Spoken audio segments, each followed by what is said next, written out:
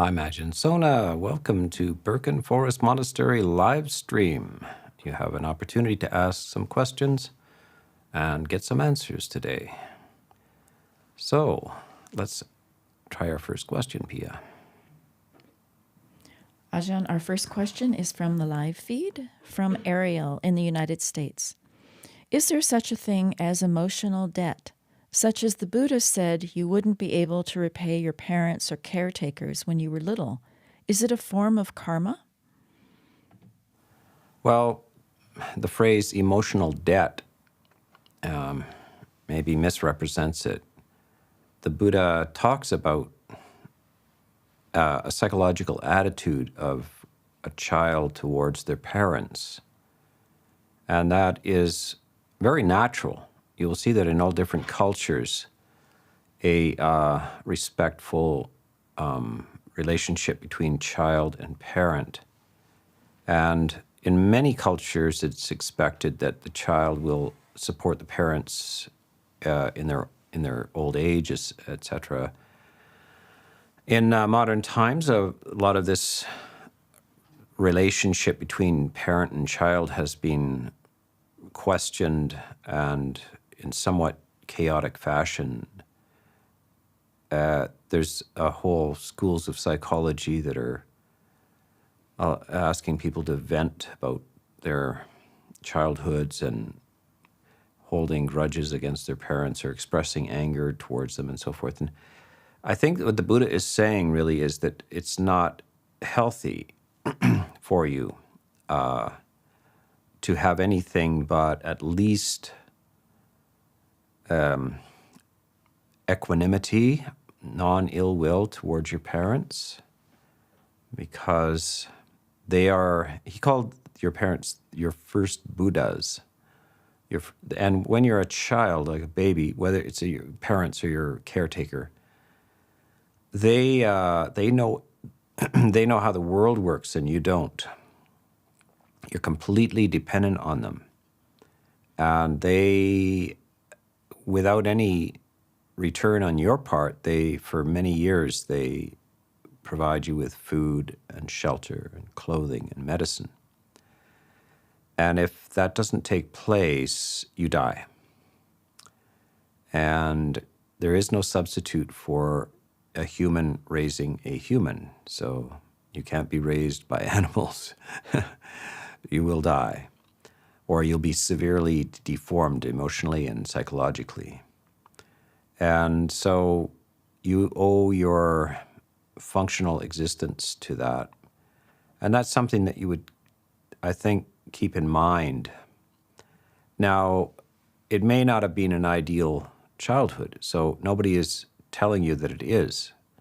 And sometimes you have to actually keep your distance from your parents or your caregivers because they're not very skillful and they're a little toxic in later years. But it's very unskillful if you have kind of perpetual anger towards them, because you're the one that experiences it. So the Buddha is saying, try to cultivate a very positive attitude towards your caregivers because they're imprinted in your mind. That period in childhood is pervading your life, and it functions and operates throughout your life in your conscious and unconscious mind. And if you are in an angry position, a resentful position with your parents, you will suffer, and you will suffer needlessly. But you need to understand that you can't have anything. You must have at least a neutral attitude, and if you want an enriched emotional life, a positive attitude towards your parents. Because in a sense, you carry them on your shoulders your whole life. In other words, in your head. Your parents are in your head your whole life. And so you need to work out your relationship with them. And it's really not with them, it's with you. Your parents are within you. Your attitude to your parents are within you. So you need to create a positive and harmonious relationship with them, because it is the positive and harmonious relationship within your own emotional structure. And that's why it's just a very important psychological truth. And you see different versions of this throughout time, but throughout most cultures and most history, there's almost a religious injunction to honor thy mother and honor thy father, etc. It's only in the modern times, perhaps in the 20th century, that there's been any questioning of this. And quite often there's psychological disaster happens if you nurse resentment, feel it's okay to be hostile and angry because you're the one that's getting the results of this. So it behooves you to work out this relationship and see if burdens are lifted upon you. You can directly experience within you. So that's a brief answer to a very deep psychological inquiry. And the Buddha is very adept at personal psychology. And it doesn't have so much to do with karma, but it has to do with experiences in this very life within you. Yeah. Pia. Ajahn, our next question is from Susan in San Diego, California, United States. Dear Ajahn, life is unsatisfactory, or we can't make it satisfactory. Aging, illness, death, loss, karma, and also dukkha. We can't escape these unsatisfactory conditions, but we can change our view to one of non-suffering over them through the Eightfold Path, right? Can we still live in an unsatisfactory world and its conditions only without suffering over it? Yes, that is the idea, the reduction of suffering. And suffering admits of degrees. So if you don't have skills in life and you take up the wrong attitude, you have a false notion of wishing that things would behave, that the world would behave itself and cater to your desires and your attachments, then you will suffer greatly because the world is out of your control. It doesn't care about your wishes and desires. And so the Eightfold Path is a process towards realism, a realistic relationship to life and the world around you and the people around you, the situation around you. And to the degree that you stop having wrong ideas and expectations about it is just to the degree that you're tense and unworkable emotions in relationship to it will subside. So quite often people misunderstand this. They think that the drama of life, the intensity or the passions of life would be removed. And it would be that you're resigning yourself to a kind of indifference, an apathy towards life. But that's not the case. As you release yourself from your own self-harassments, so when you have a wrong idea about if you're complaining about the weather, if you're angry at the traffic jam, if you're angry at people, if you're angry at yourself, and you desperately want some this and you want that, you're continuously harassing yourself. You're in a continuous state of emotional harassment. So if you stop doing this, what happens? You actually return to a state of lightness and joy and ease, because that's the apparently, according to the Buddha, that is the natural state of the mind. The mind returns to its luminous, buoyant condition. And you can see that it doesn't require a lot of thought process to support that. You don't have to have a bunch of passions, and the mind, when unharassed, just does that. And even as a baby, it does that. So when a baby is a month or two old, and they have clean diapers, and they've been fed, and they're comfortable, and they feel safe with the people they're around, they just smile. they don't have any intellectual content. There's nothing else happening. Even an animal does this. An animal feels safe and content with enough food and so forth. They're not in pain. They also, they become even playful. You can see joy manifesting. So the mind of the animal, the mind of the child, etc., is the core, the base emotional state of the mind. And it requires no sophisticated ideas in order to feel light and at ease and joyful and playful even. So this is the case when following the Eightfold Path. It's to teach you skillful ways of being and constructing this sense of well-being. Now, that ultimately, from a Buddhist point of view, isn't the end of it, because as long as you're in a physical body, whether you are not harassing yourself psychologically or not, the body itself can become a field of pain, illness and pain. So as long as you're embodied, there is a potential for stress, strain, and pain. But the psychological dimension of suffering can be eliminated. Now, Buddhism has a deep view beyond this life. So this is not, the Eightfold Path is not simply to treat the problems of this present lifetime, although it does. And even if you don't have a view of a future life, if you practice in these modes, you will experience a lightening up of your existential experiences, your existential burdens in this life. So one should just go ahead with that, whether you have the long view of things or whether you have a one life kind of view of things. In either case, these strategies will definitely relieve you from your suffering and your burdens. And so I would encourage you to experiment with this, that you are allowed not to be in a state of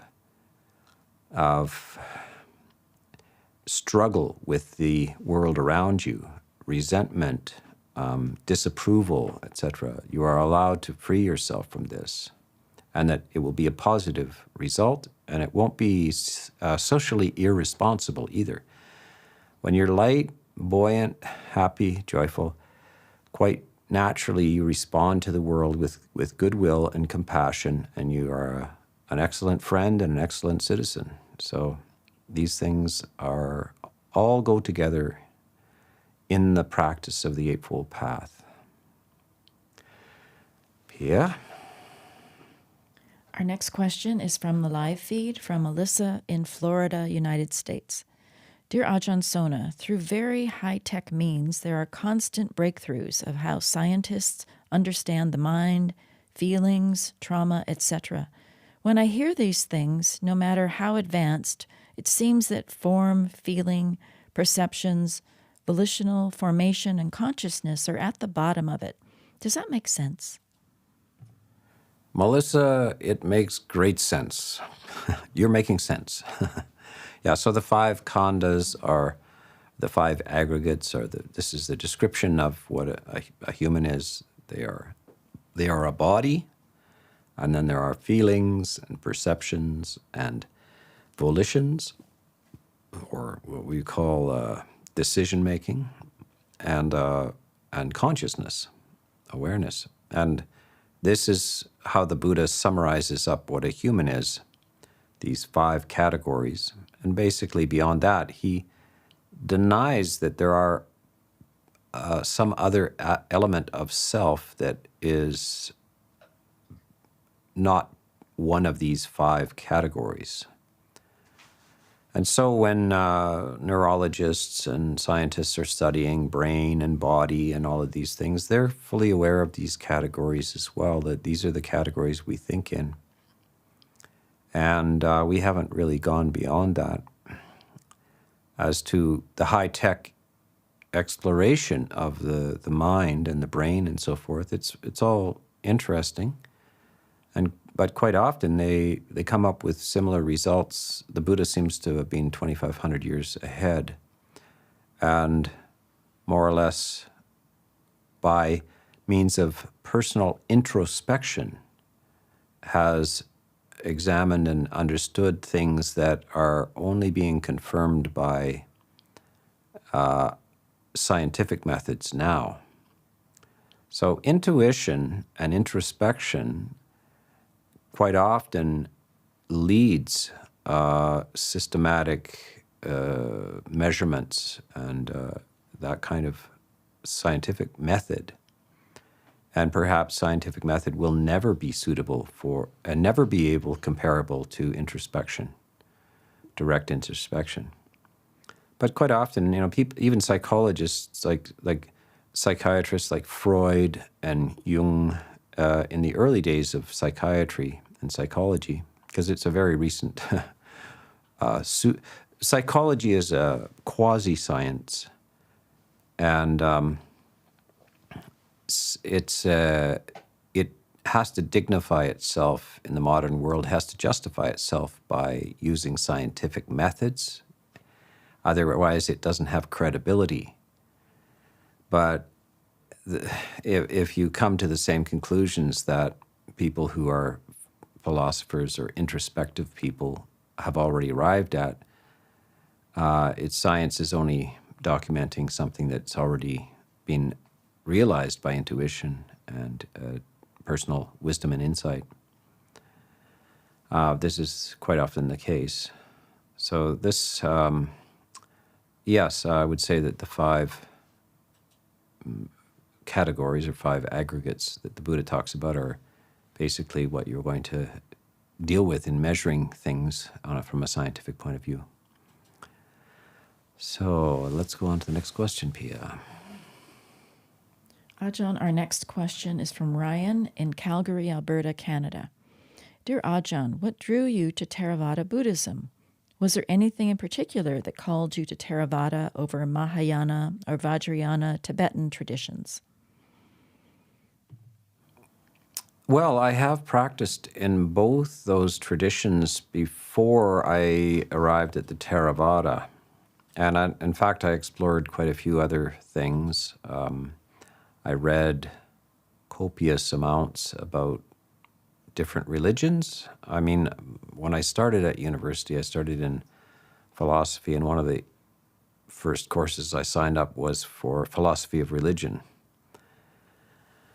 And there, you systematically go through the various claims that religion makes, and primarily focused on the Abrahamic religions.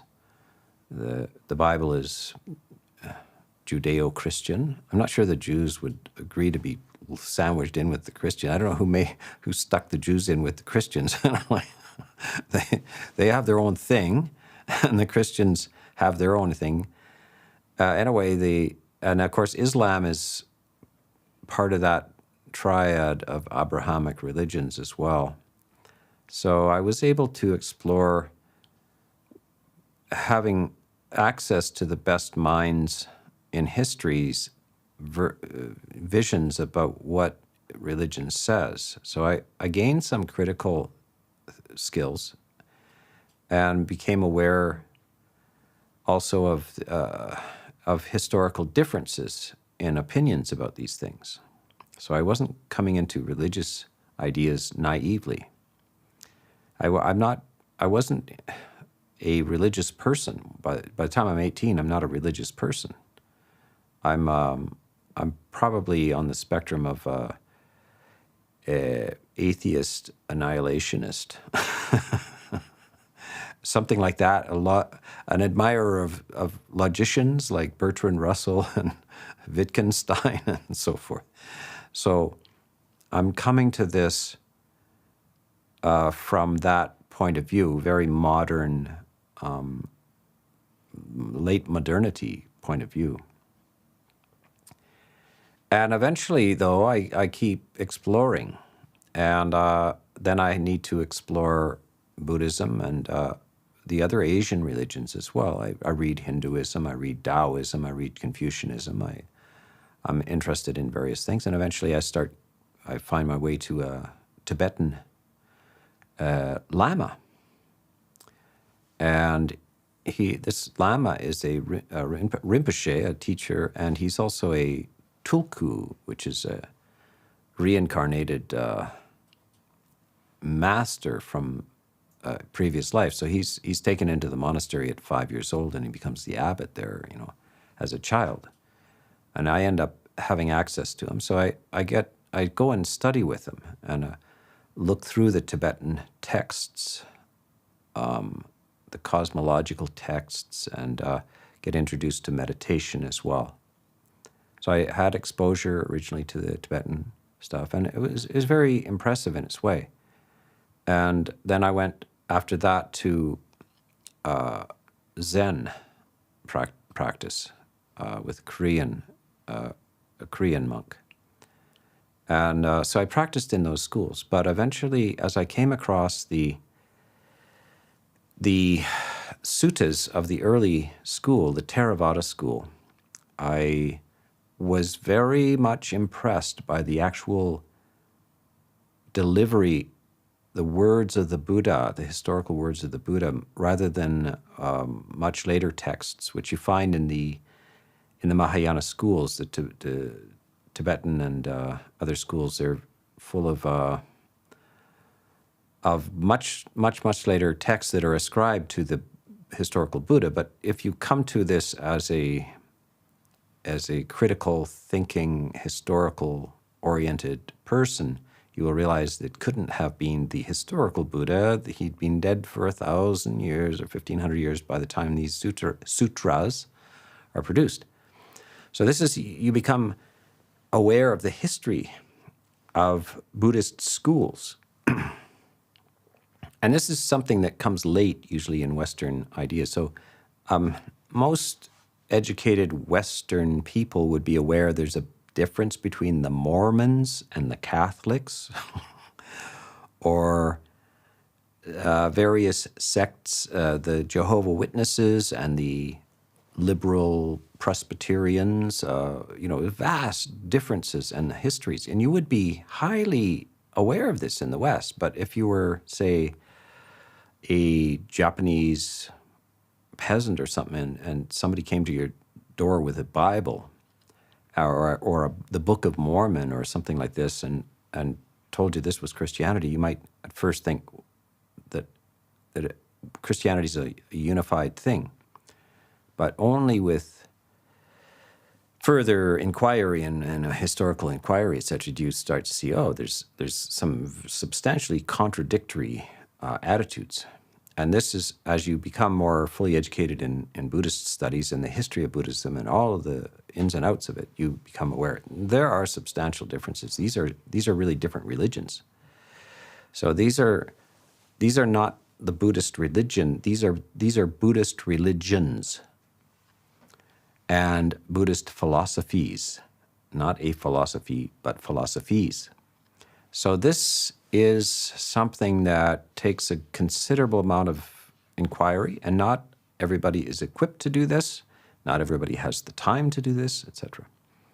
So this is why I came to Theravada, is through a systematic inquiry into the history, the development of these different schools, what their attitudes and philosophies were, what this emphasis on the Bodhisattva path versus the Arahant path and the historical teachings of the Buddha. So I'm most impressed, very effectively motivated by the early suttas, and most not by the later Mahayana sutras, which strike me as kind of tracts which are arguing against another school, and quite often in rather strong and demeaning language as well. So I very consciously have, not accidentally, drifted into these schools. I have consciously chosen the early Theravada school. I didn't choose Christianity. I didn't choose any form of Christianity. I didn't choose Confucianism, Taoism, Hinduism, any of the other, not Islam or Judaism or materialist, annihilationist philosophical viewpoints, positivism in philosophy. I didn't choose any of those. I chose carefully out of those, after informing myself, the Theravada schools. And then I went and studied with and practiced in that school. And there are differences within the school itself, especially between people who are influenced by late commentaries within the Theravada school and versus the early suttas, and also those who are uninformed or untrained in the Vinaya practices of the monastic order, and those who are informed and trained in the Vinaya, the monastic disciplines of the early schools. So I had to sort my way through this maze as well. So this is how I've arrived at this particular position. So it wasn't a thoughtless, I wasn't just handed this. I was inquired, inspected, carefully sorting through these, and even into the Theravada schools, sorting out through the Theravada schools to arrive at my present condition. And by the way, this is why I make these videos on the Ajahn Sona channel, is to communicate some of the things that took me decades to arrive at, so you can have maybe a shortcut through some of these things to arrive at why I feel the kind of information you find in the suttas, in the Theravada, early Theravada, in the Pali Canon, are very effective, etc. So perhaps in the future I will do some whole videos about the differences in the schools, etc., and the religious differences, philosophical differences in all these things. But that's for a later date. By the way, I make these my priority in making these videos for this channel is to get people cut to the chase, so get to the essence of it, because time is flying by, your life is flying by, and who knows how much time we have to do this. So I try to introduce the most salient and effective methods that will produce good results in people's lives. And the later discussions, the secondary aspects, are left for later. And perhaps we'll get to it as we get better and better with our microphones and our cameras as well. Okay, Pia, back to you. Thank you, Ajahn. Our next question is from the live feed from John in Toronto, Canada. Jhana is usually the replacement for sense desires and entertainment. How does someone who is not yet skilled at jhana deal with sense desires and the craving for constant entertainment? Well, John, that's a very good question. And really, this is a question that comes up even with monks, and especially in the time of the Buddha. You see the Buddha dealing with this. A man comes to the Buddha, and he's seen these monks, and the monks are meditating under trees, and they also, of course, monks they don't participate in entertainment and music and the ordinary life. There's no family life or anything like that. So it's a very austere life. It's hard to believe anybody can live this way. But so he says to the Buddha, those monks who just are living in solitude and meditating, if they don't have like deep concentration, they must go, you'd go mad, living like that. And the Buddha says, just so,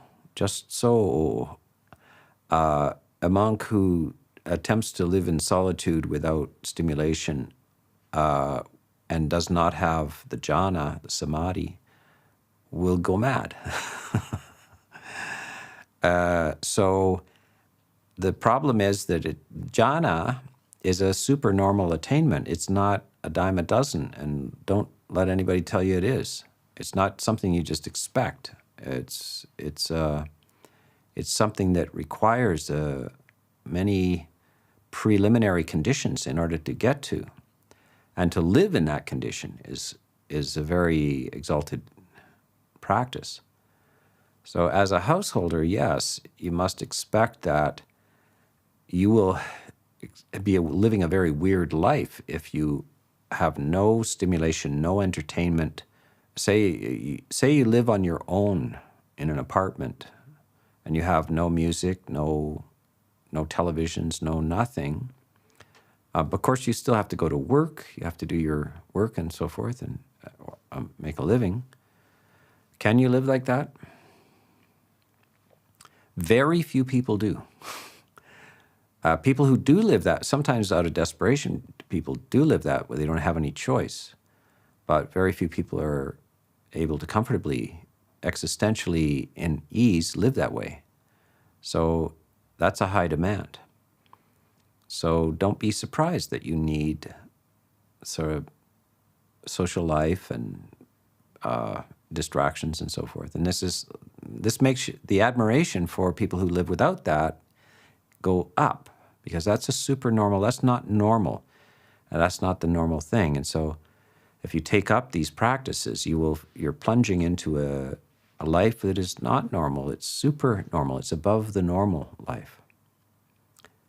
You see, though, that it's a spectrum. So some people have, the radio is on all day long. The television is on all the time. And while the television's on, they're looking at their cell phones and chatting and snacking on things, potato chips.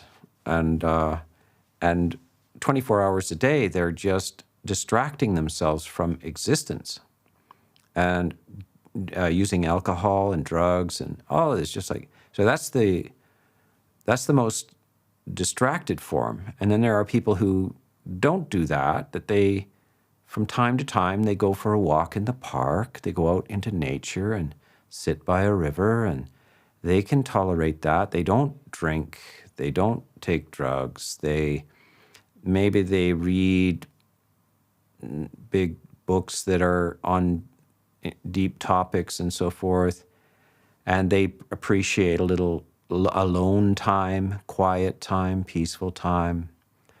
They eat when necessary, but not all day to distract themselves, etc. So this is what can be done on the spectrum. So you see that spectrum, and then there's the next level where you go off to be a monastic and you train in a very austere and silent condition. And that's only for a small portion of the population are going to do that. It's just the way it is. So try to be kind to yourself, a little bit of understanding to yourself, but also aspiring and setting up silent periods, supported silent periods, retreat periods, at least one period a day for meditation, half an hour, something like that. Wean yourself off, reduce your overexposure, and feel the changes that happen. When you do that, you will change, and you won't even have to try to change. That is the trying, and that changes you. And when you get a taste for silence, and a taste for nature, and a taste for peace, it's a very delicious taste, so it keeps growing, and your appetite for that keeps growing, and you develop towards that. Back to you, Pia. Next question. Ajahn, our next question is from Skye in Forest Dean, Gloucester, England. Doesn't that sound like a beautiful place?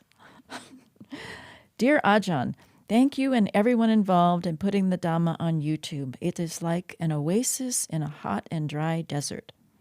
I would like to know more about the Buddha's advice for lay people or specific suttas to read on this subject. Also, I do not get much time to meditate, though I am reflecting throughout the day. Could you talk about how to bring meditation to activity and how to bring more joy into life? There is a specific sutta from the longer length suttas, the collection called the Digha Nikaya, or the longer length sayings. And it's instructions to Sigala. It is, by the way, 31, Sutta 31 in the Digha Nikaya. There's 34 long suttas in that collection. That's the first collection of the Pali Canon. And if you can find a good English translation of that, and some, maybe with some commentary, it's very beautiful instructions to how to live the household life for the layperson. And it involves, so this fellow Sigalika is performing some sort of rituals of paying respect to the 6 directions, up, down, and this way and that way, and various things. And the Buddha talks to him and says, never mind abstract religious ceremonies. There are various people in your life that are worthy of your attention. There is your family, and there are your relatives, and then your employees and your employers, and your parents, and then there are spiritual teachers and so forth. And these are the 6 directions which you should be paying attention to, and you should learn the proper attitudes to each of these structures of human relationships that you have with the world. And this is your religious practice, your relationship with other people, your family and your friends and your employees and employers, and the political structure and spiritual structures. That is your religion. And if you invest with wisdom into that, you will have a joyful result.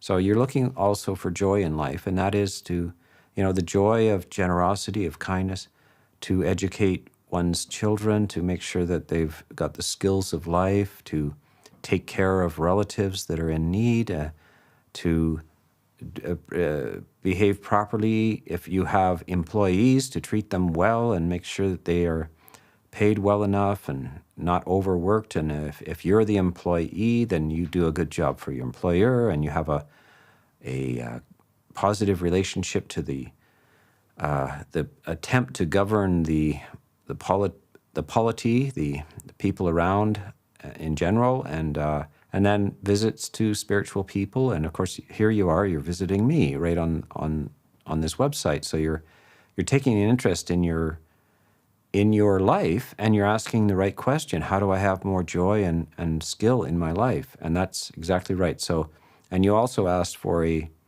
suttas for the layperson. So many times when you listen to these Dhamma talks by monks, they'll be talking about esoteric meditation techniques and this and that. Quite often they're substantially irrelevant to the householder's life. But there is good information for householders, much good advice for householders.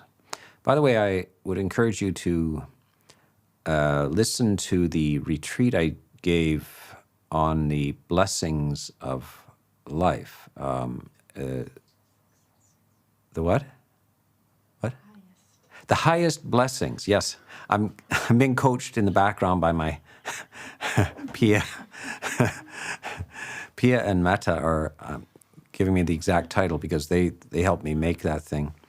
So it's up there, and that was it was really for the lay life, people who are striving to make sense and an orderly progression through to higher states of more and more blessings in life.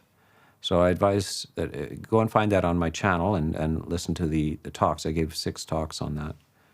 And there are a number of other talks that will help in engage and bring joy into your life as a lay person.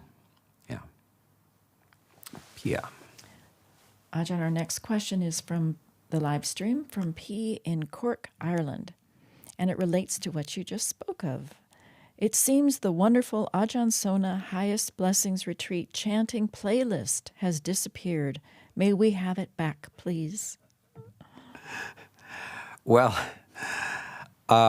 yeah, this is our strategy. So we make these elaborate retreats. By the way, so these virtual retreats are somewhat as the positive side of the pandemic. So the monastery has really been closed to visitors for 2 years now.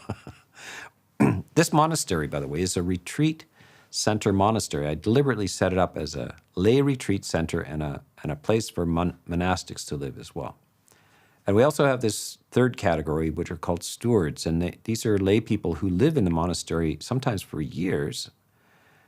And they facilitate the operation of this because monks can't do certain things. We can't use money, we can't cook, and all these kind of things. And so some sort of intermediary layperson has to do this.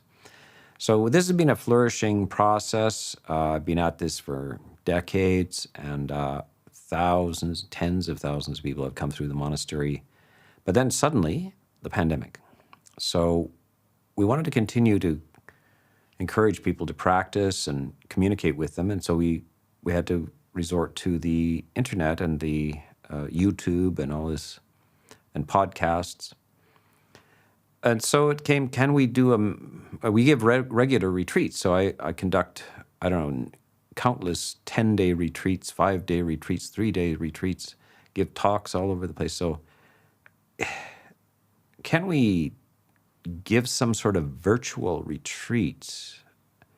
Now this is a new format. This has not been done in history before. So we have to, how do you make a retreat that people can take at home? Well, the talks are easy enough. I give the Dhamma talks, and we video those things and make sure that the recordings are well, and we edit them and so forth. And then, but how do you engage people with the other parts, with meditation? Can you be supported at home in your meditations? What about chanting? What about the atmosphere around the monastery? So we have to we keep having to invent these forms. So we're kind of trying to invent the virtual retreat form. And you can judge for yourself how well we've done it. Some people have been with us right from the beginning in our first virtual retreats right up to now. And we've done 10-day virtual retreats and 5 and 6-day, 7-day retreats and so forth. So what we decided was we would, and sometimes it takes 50 videos we have to make 50 videos to make a 10-day retreat. Or how many metapai? How many videos do we make to make a 10-day retreat? I mean, about 60. 60 videos. Right from the morning, is the feeling of the dawn rising in the morning and people sitting silently in the sala and then chanting and then walking meditation and nature and on and on. So we do this and give you the feeling of like you're in the retreat. But after a period of a couple of months, we start taking off the extraneous parts of the retreat, the videos of people sitting quietly with their eyes closed in an empty room, or nature parts. And we also start to remove the chants that we did and so forth. And all we are left with then is the talks, basically. So this is kind of, and then we plan the next retreat where it's a full retreat. But that's how we do it. We withdraw those secondary elements, and because it's vital and valid during that retreat. But after that retreat situation, then we remove that, remove those elements. So that's why the chanting went away. Glad that you appreciated that. And I'm sure that we will get to a point where we record a whole raft of chanting, and that I think maybe, I'm sure we've done this before. I mean, in fact, many times, but Where it goes, I'm not too sure. It goes onto a hard drive in a closet someplace. Yeah, it goes away. It goes away. Until the next one. Yeah, until the next one.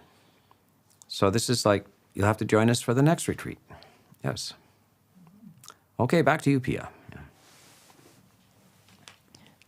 Ajahn, our next question is from Darlene in Vancouver, British Columbia, Canada. I come from a family of hunters. They argue that to hunt an animal that was free until the day it died is more humane than to kill an animal that lived in captivity its whole life.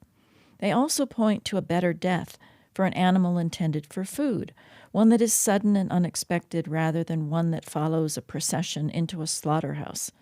Should they not hunt even though the reasons for doing so have a moral aspect? Well, there's two levels of morality or structures here.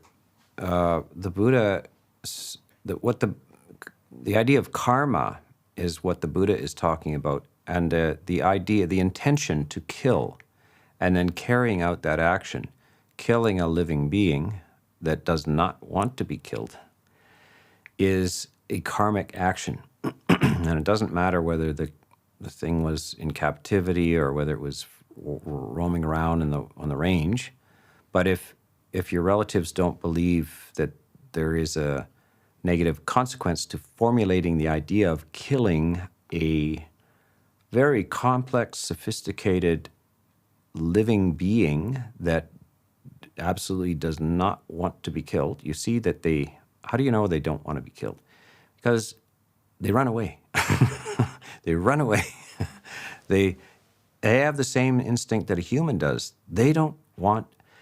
They're not interested in pain or death. They don't want to be killed, and they don't want pain inflicted on them, just like a human. All beings tremble before violence. They fear death, all beings, even a mosquito. So that's the way to think about this. It's not whether, yes, there are cruel ways to deal with animals that are raised for meat, and there are less cruel ways, etc. And there are cruel ways to kill a wild animal, like traps and starvation and all kinds of ways, and chasing them. And then there are, it's a matter of, like, how cruel do you want to be? But it's you, the one who formulates the intention and carries it out. The Buddha is saying, the being may not suffer very much. It's just a quick death. But your consciousness has to formulate that decision and carry it out. And that will have karmic results. Now, your relatives probably don't believe that. They don't believe that there'll be any negative results from that. And there are all kinds of people who don't believe that if you do that to humans, that there's any negative results. So that most people, I guess, believe that if you kill your enemy in war, that there are no negative consequences for you. By the way, that's pretty obviously not true, but most states and most nations can't afford that idea to be circulated too much, because you see post-traumatic stress disorder amongst soldiers. They, in the First World War, the Second World War, and on, many never recovered from the fact that, first of all, they're being shot at, and then they have to shoot at others. And there's quite a study of soldiers that when they looked at how many soldiers really shot to kill, it turns out that something like 70% of them shot to miss. They didn't want to be responsible for killing another human. So they're traumatized by being forced into this situation. And they know that there is something wrong with deliberately killing another human under any circumstance. And so you see that we've arrived at that condition in many modern states. Now we have no capital punishment. They used to have capital punishment for everybody who stole anything worth more than a few bucks, and including children, as young as 7 years old. If you were out an urchin on the street and you managed to nick a loaf of bread to feed yourself, you could be hung for that, and that as late as the 19th century. And now, what do you think about that? This is like, what do you think of this? So is it just exclusively for humans? Is it only a terrible thing to kill humans, or does that apply to animals?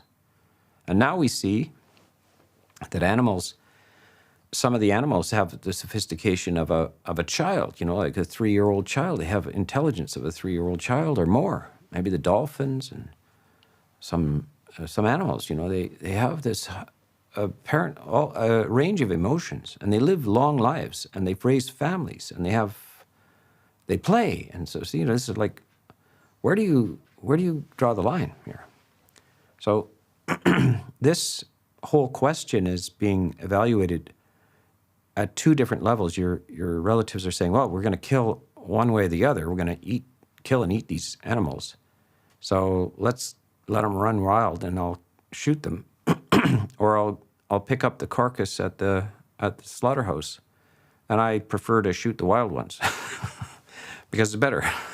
So the whole scenario there, the whole discussion there, is not the way the Buddha holds the discussion.